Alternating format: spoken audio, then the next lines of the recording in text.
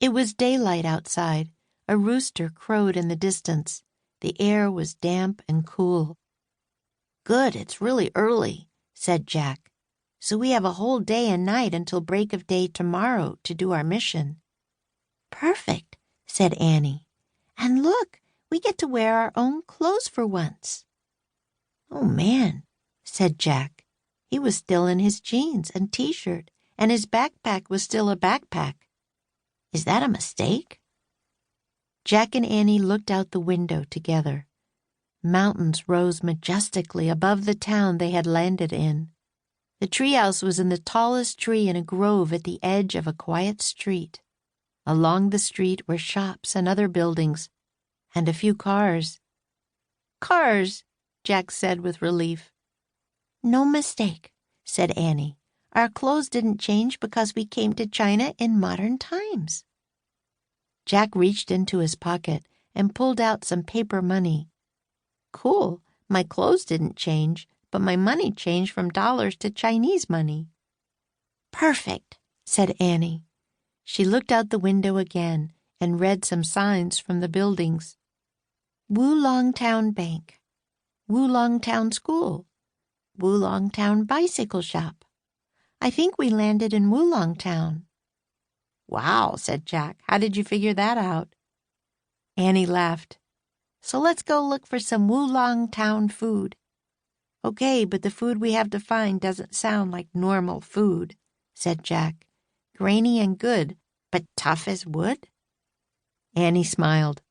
"You always find something to worry about," she said. "Come on." Annie headed down the treehouse ladder. Jack packed away their book in his backpack and followed her. Together they stepped out from the grove of trees and headed down a busy sidewalk. Vendors were setting up stalls to sell crafts and pottery. Some girls and boys were passing by carrying book bags. They were dressed in jeans, t-shirts, and sweatshirts. "See? Kids just like us on their way to school," said Annie.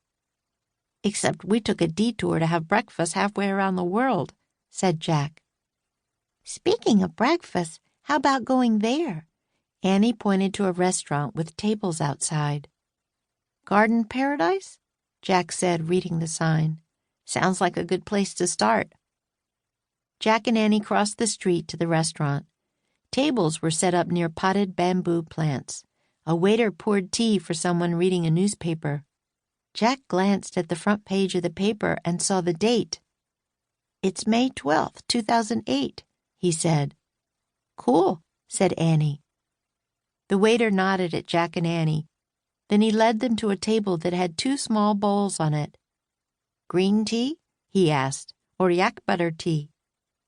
Jack and Annie answered together, "Green." The waiter left and came back with a teapot. He poured pale green tea into 2 small bowls. Then he gave Jack and Annie menus and went to check on other customers. "Yak butter tea?" Jack said. "I don't think so." Annie giggled as she looked at her menu. How about some green bean jelly?" "I don't think so." Jack scanned his menu. "Aha! What about chicken feet?" "Ooh," said Annie. "Okay, how about this?" Jack said gleefully. "Fried stinky tofu." "Ooh," said Jack and Annie together. They laughed loudly, and Annie nearly fell out of her chair. Jack saw the waiter frowning at them from across the garden. "Shh," Jack said. "We're being rude." "Sorry, sorry," Annie whispered in the direction of the waiter. "We have funny-sounding food at home, too," she said to Jack. "Like hot dogs." "Oh, yeah, how about sour cream?" said Jack. "Or squash." "Ah, squash!" Annie laughed. Okay, let's get serious now," said Jack. "We have a mission." He took the little scroll from his pack, unrolled it, and read, "A healthy food, grainy and good, baked with love, tough as wood, round in shape, the color of sand, given to those who have lost their land."